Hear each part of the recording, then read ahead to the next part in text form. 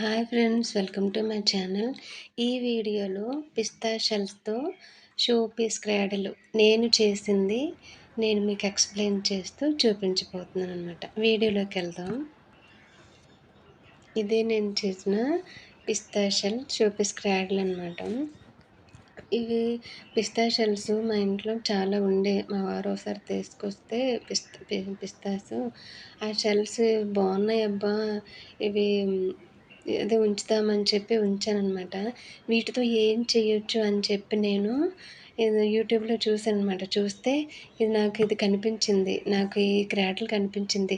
అబ్బా, ఇదేదో బాగుందని చెప్పి చేద్దాము అని చెప్పి నేను ట్రై చేశాను అనమాట. మనం ఇంట్రెస్ట్ పెట్టి చేస్తే అది ఏదైనా సరే తప్పకుండా వస్తుంది. సో నేను ఇది చేశానన్నమాట. అయితే వీడియోలో చూపించిన విధంగానే చేశాను, కాకపోతే నా దగ్గర అవైలబుల్ ఉన్న మెటీరియల్తో అనమాట. అయితే ఈ కిందన ఉండేది కార్డ్బోర్డ్, దాన్ని రెక్టాంగిల్ షేప్లో కట్ చేశాను కిందన బేస్ కోసం.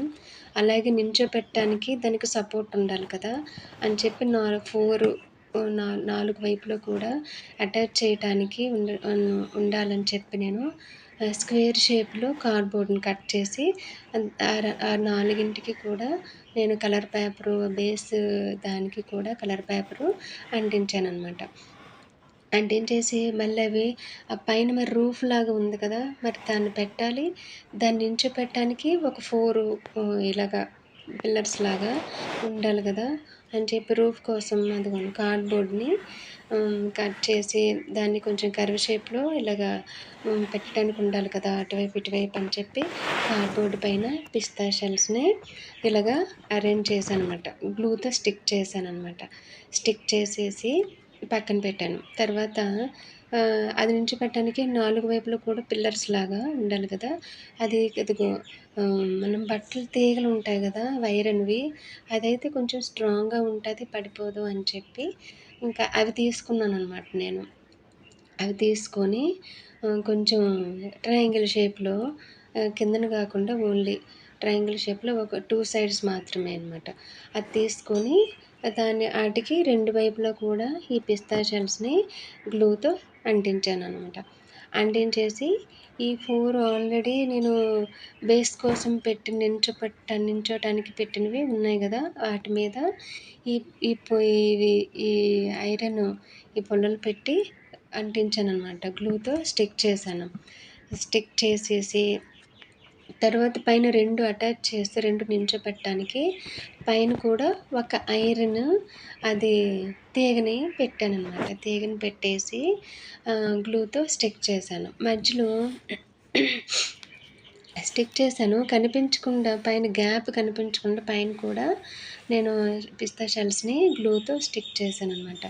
స్టిక్ చేసి మధ్యలో మరి ఉయ్యాల ఉంది కదా, ఉయ్యాల కోసం అది కూడా కార్డ్బోర్డ్ని ఆ షేప్లో కట్ చేసేసి దానికి దారం పెట్టి పైన తీగకి ఐరన్ తీగకి ఈ దారాన్ని పెట్టేసి అది పడిపోకుండా జారిపోకుండా సైడ్కి వెళ్ళిపోకుండా ఉండాలని చెప్పి నేను దానికి కూడా గ్లూ పెట్టాను అనమాట.